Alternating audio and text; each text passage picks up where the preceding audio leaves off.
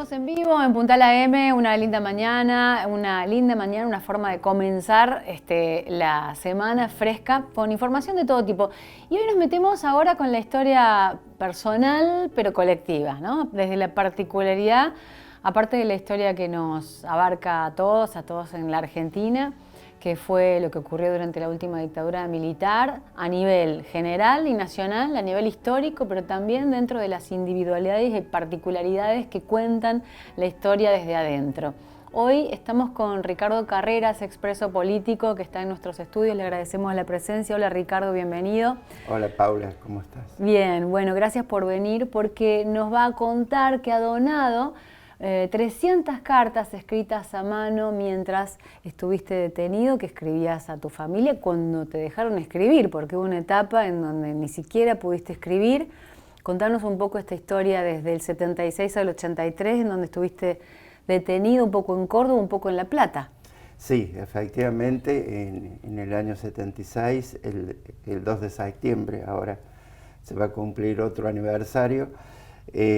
Soy detenido en la localidad de Villa Huidobro, que estaba dando clase en un colegio secundario, yo agrotécnico.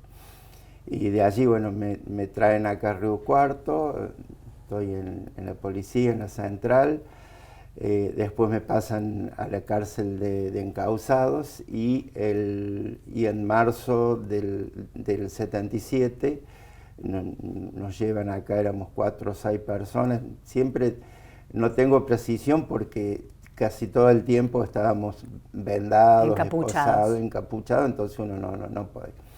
Y nos trasladan a Córdoba capital, a la cárcel, y ahí tomamos 4 días nada más, y nos llevan en un avión Hércules, después nos enteramos también, 70 personas, 70 compañeros a la unidad 9 de La Plata. Todo ese tiempo que permanecí y nuestros compañeros ya estaban detenidos en Córdoba, provincia y provincias vecinas, que San Luis, Mendoza, La Rioja, que pertenecían al tercer cuerpo de ejército, donde estaba a cargo de Luciano Benjamín Menéndez. Luciano Benjamín, no teníamos ningún contacto con el exterior. Razón por la cual, bueno, era una situación más que comprometida para todos, ¿no? O sea, hacinados, mala alimentación, no recibíamos atención médica y fundamentalmente no teníamos contacto, como dije antes, con el exterior. Y el maltrato, me imagino, ¿no? El que ya conocemos por supuesto, por ustedes. Desde el momento que te detienen. ¿Cómo fue el momento? ¿Vos recordás? ¿Recordás lo que estabas haciendo? Lo comentaste recién, pero digo, ¿cómo fuiste abordado? ¿Qué te dijeron? Digamos como que yo estaba allí, como dije, en esa localidad, y viene el comisario del pueblo directamente a la granja donde yo estaba trabajando con los alumnos y me pregunta por mi nombre. Efectivamente, digo que sí, y sí se había hecho un cambio de domicilio. Y la verdad que hacía poquito que yo estaba ahí, no tenía razón para hacer cambio de domicilio.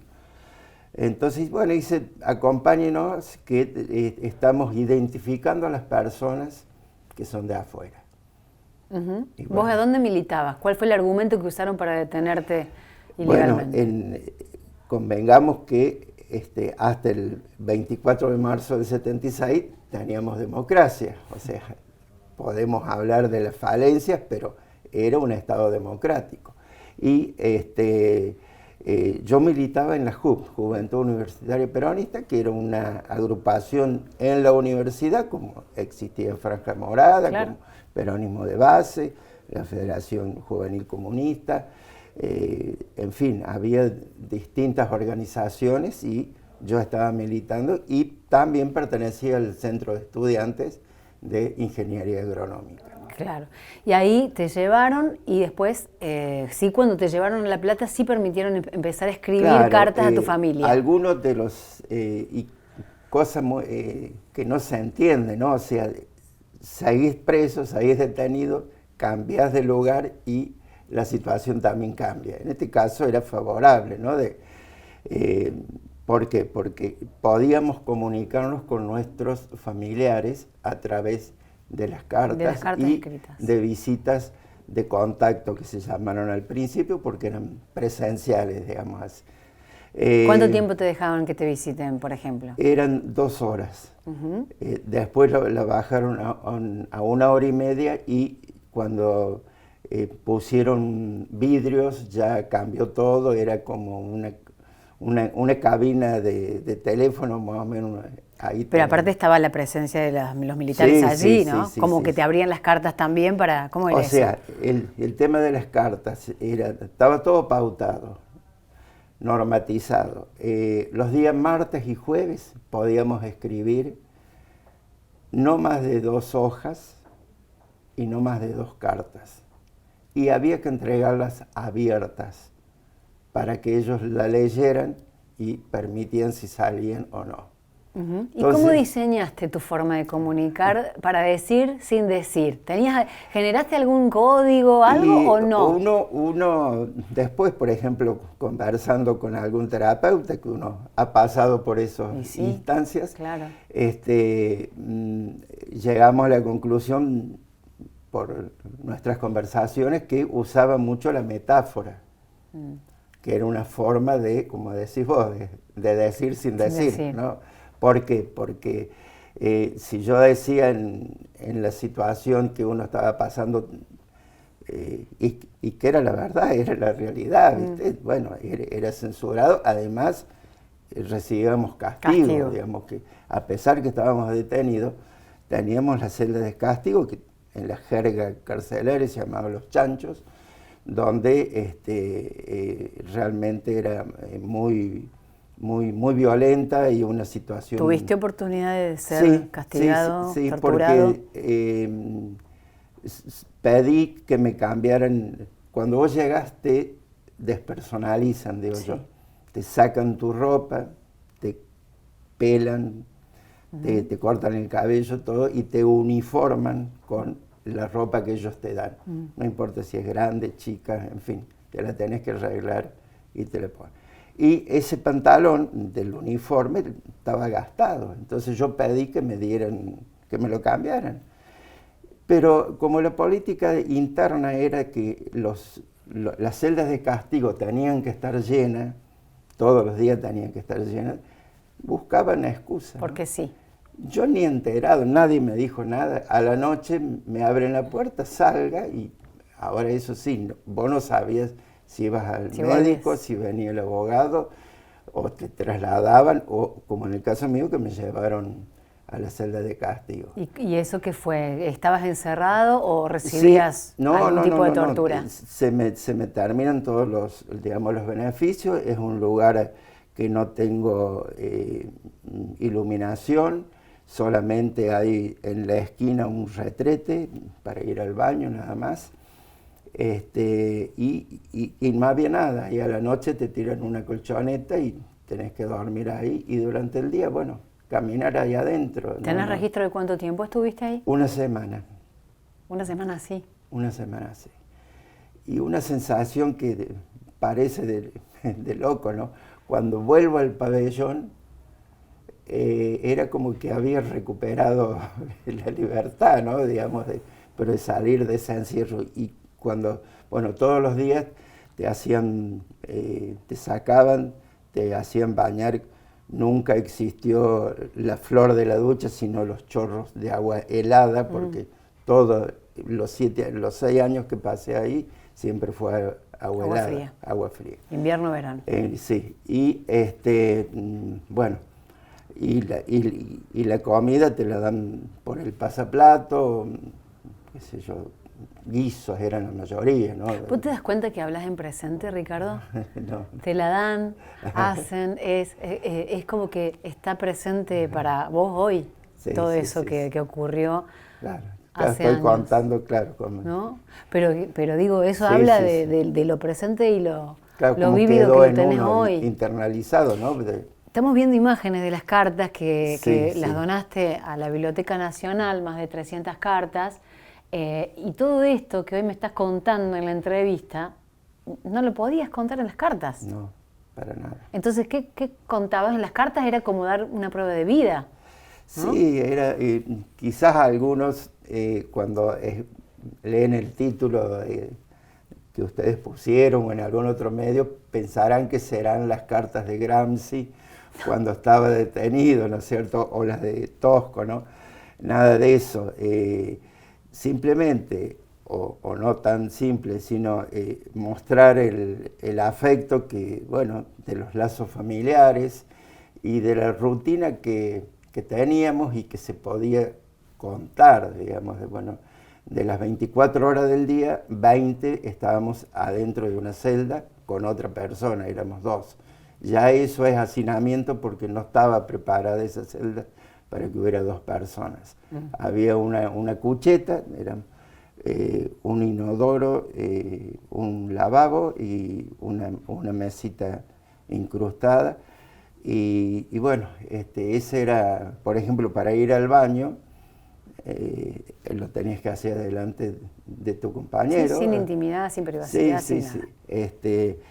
Y bueno, conseguimos, después que nos visitaron los organismos internacionales, Cruz Roja Internacional, Amnesty Internacional y la CIT, Comisión Interamericana de Derechos Humanos, conseguimos algunos beneficios, como dormir la siesta, por ejemplo, cosa que teníamos vedado, o sea, nos levantaban muy temprano, teníamos que hacer nuestra cama. Yo no hice el servicio militar, pero dicen que es muy similar el orden que ponían ahí, tenía que tener todo acomodado y, bueno, te decía, 2 horas de recreo salíamos a la mañana y 2 a la tarde si el tiempo lo permitía. Claro. Y en ese recreo, bueno, según las guardias que teníamos, en una podías, te hacían caminar las 2 horas, otro, había unos bancos de cemento, te podías sentar, era verano y uno se sacaba la chaqueta, si te lo permitían, otros que no. O sea, era un constante que vos no sabías dónde estabas parado, ¿no? Y eso llevaba el objetivo de ello era desequilibrarte. Sí, romperte la psiquis, ¿no? Seguro. Como que se logró en gran parte de los que sobrevivieron y en otros de los que ni siquiera la pudieron contar. ¿Cómo te sentís con eso? ¿Cómo viviste estos años? ¿Cómo fue tu salida? Bueno, mi salida fue como que uno ya estaba esperando, porque yo salgo en agosto del 83 y en octubre, el 30 de octubre, son las elecciones que gana Alfonsín. O sea, ya se sabía que iba a haber, entonces yo siempre dije que la cárcel era una caja de resonancia de lo que pasaba afuera. O sea, cuando afuera había mejores condiciones, se veía reflejada allá adentro.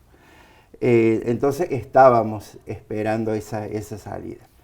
Salí, esto siempre lo he contado, que eran muy estrictas en sus resoluciones, porque el ministro del Interior de ese momento, general Albano Arguindegui, firma que Ricardo Carrera, en mi caso, salía con libertad vigilada el 13 de agosto de 1983.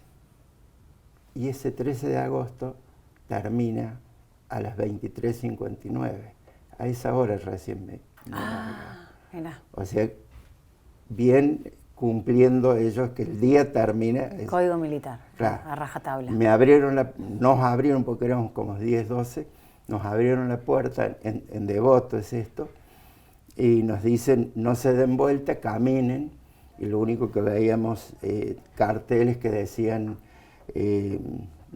zona militarizada, no detenerse, área restringida. ¿Y ahí dónde fuiste?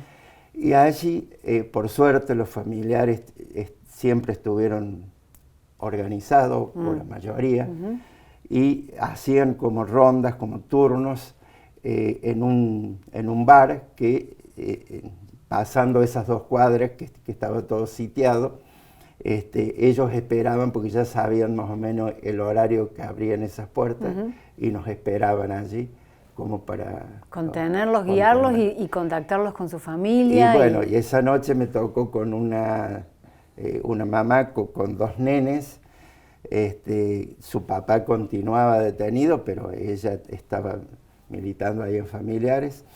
Y bueno, yo fui a parar a la casa de ellos ahí en Buenos Aires.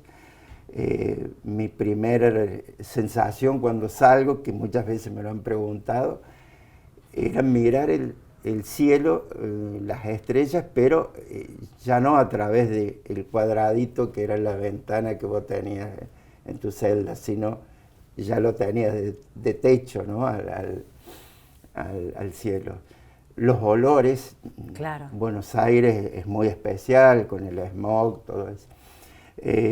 Los colores también, porque nosotros era bastante monocromático, el uniforme todo azul o gris, ¿viste? Todo muy oscuro aparte. Claro, claro, y la distancia.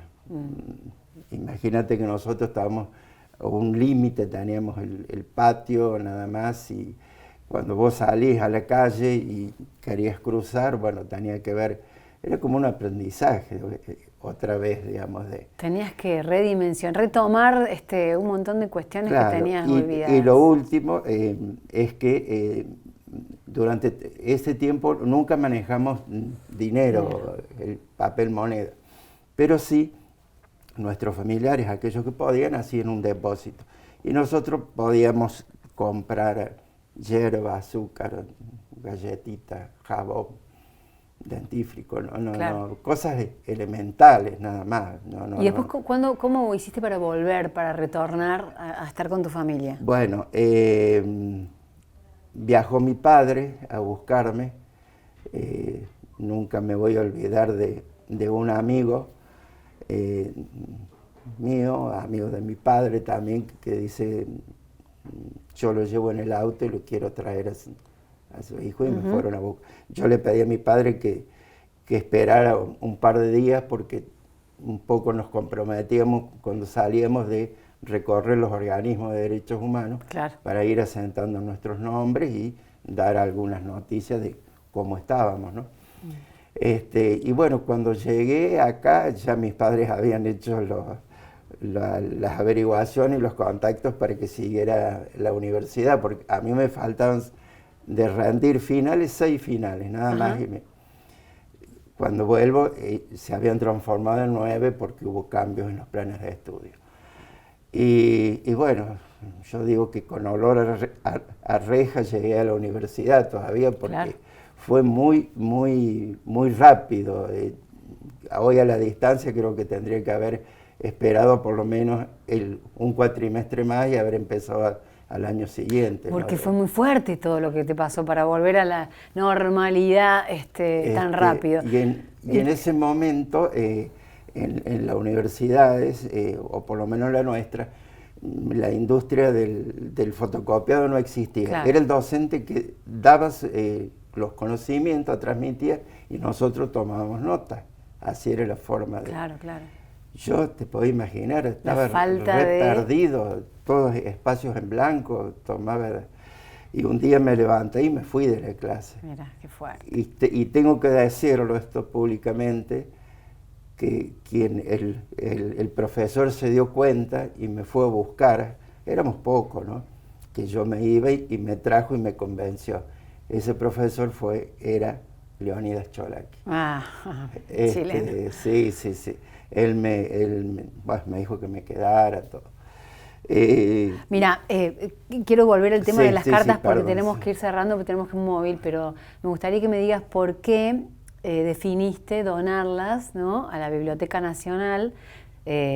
Bueno, justamente la introducción tiene que ver con eso, desde la particularidad y la individualidad, la consistencia y el significado que tiene esto para toda la historia nacional. Digo, supongo que tiene que ver con eso.